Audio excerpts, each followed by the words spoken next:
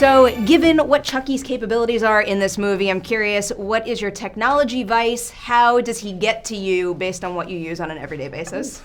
In our real lives? Oh, yeah. I mean, my phone. My phone is going to kill me. My phone is already killing me. It's turning me into a zombie. You are not the only one. It's a psychological takedown. I don't use my phone that often, but I'm on my laptop, like, constantly. So, yeah, probably One my day laptop. it's just going to go Pop on my face. That's it. crush your head.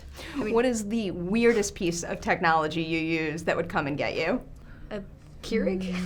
I don't know. Keurig, that's a good one. That's a dangerous one because it's got the little Yeah. piercer in it. That's all of true, my yeah. light bulbs in my house are hooked up to the Hugh Phillips app. Oh, that's So I feel like they could very easily just burst into flames and burn me alive. Wow, this is Yeah. creating some interesting visuals. Yeah. I feel like this is Child's Play meets Final Destination now, and I'm okay Yeah. with that. Me too. Think about So- it every night. This is your first horror movie. In a way, Life After Beth has some horror elements to it. Well, but Dirty Grandpa. That was Oh, pretty terrifying. Well, but in a sense, maybe, yeah. Yeah. Gabriel, you're super experienced, so I'm curious, did you have any advice for Aubrey before jumping into this? No, I don't really go into horror films or any genre thinking that I'm going to play the character differently because of its genre. I think it just really depends on each character and the script. But Gabriel would hide in the shadows and in my closet and in dark Yeah, places that was my and pop out at advice. me to scare me and make me scream every day. So he created a culture of terror while we were shooting, which As is you should very do helpful. here. Yeah, I could imagine. Yeah. Does anything scare you anymore? Like, especially with the different variety of films you've done. Are you scared of a slasher or paranormal? I don't know. I don't really get scared in horror films anymore. I mean, I do if it's like something that feasibly could happen, and if it's like smart horror rather than just like characters making stupid decisions. Yeah, I don't know, like psychological thrillers, like a slow burn, maybe something like that. That's the benefit of this kind of horror. It's Yeah. fun and it's playful. You get a Right. little exhilaration out of it, and it's not real. Nope. Well, Yet. could be. Yeah. I guess you never know. That is Yeah. what it's chipping away at right Right. now. Yeah. Oh, yeah. This is also your first time playing a mother, so I was wondering if there was anything about that came as a surprise to you. Well, when I read the script, I was so excited to play a young mom because my mom in real life was 20 when she had me, and the age difference was the same in the movie between those characters. So I was like, actually, I really connect to this character.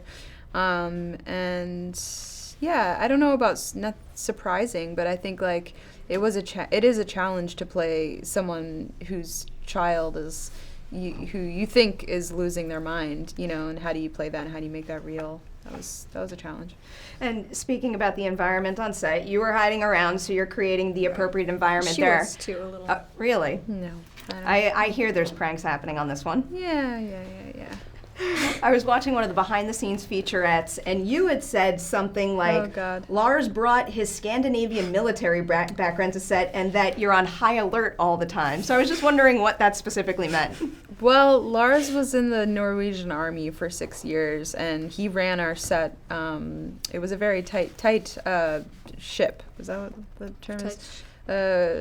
Whatever. He was terrifying. At one point, he did bring a sword, Yeah. a Viking sword and a Viking helmet onto set, just to remind everyone who was boss. And That was- just little pranks like that. Yeah, I think the sword was like a power move to show. It was a power move. It was a real sword too. I Yeah, it don't think was. it was illegal. You're not allowed to do that. But Okay. And he yes, anything goes in Norway. he gave us both hunting knives for raffles. He did. Yeah. Oh, really? Yeah, which Yeah. I actually used last night. I put it on my nightstand Yeah. because I heard a noise. I'm kidding. Yeah, I sleep with it like right by my pillow. Actually, It's cute. yeah. I'm actually curious now, what's the weirdest wrap gift you've ever got, if not that? That. Oh well. Oh, For you, well. maybe that. Oh, Gabriel gave me a wrap gift that was basically a doll that he ripped its head off and then sewed it on back on backwards, and then somehow recorded his own voice and put it into the doll. So when I touch it, Gabriel's voice comes out of it. Creepiest gift ever. Yeah. That is so creepy, And but he there's gave it to me at a something sweet grocery about store. it. Yeah. Never gotten a creepy gift I at a hope grocery you wrapped it store just like the before. watermelon. Yes. Yeah, that would have been cool, actually, in hindsight. So what are you looking forward to doing now? Do you want to stay in horror, or are you kind of keeping the door open to anything that comes your way that intrigues you? Yeah, I don't really, pick things because of genre. It really just depends on the character. So whatever comes my way that I think the character is good or the script is good, I'll hopefully be able to take. And I'm curious, did you catch the horror bug at this point? Because I did hear you might have been meeting with Zack Snyder about a really cool project, Army of the Dead. Are you guys going to be working together this summer? What? Who told you that? I don't know. No?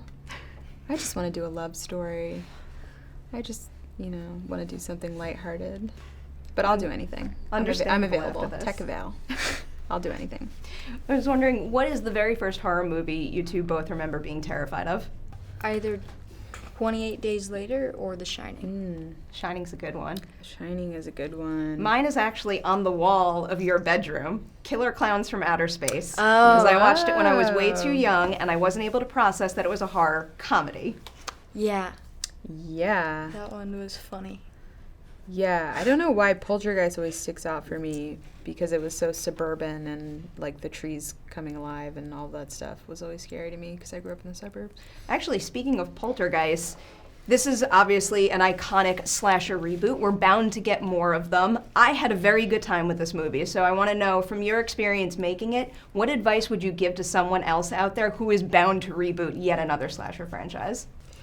I don't know, I'm not a huge fan of remaking movies that were already good, but I feel like this movie is cool because it's a reimagining of the character, so it's not a straight remake. It's they kind of updated the character and made it relevant to kind of this new generation. So I would say pick your, do it for the right reason. Don't just remake a movie just to remake it.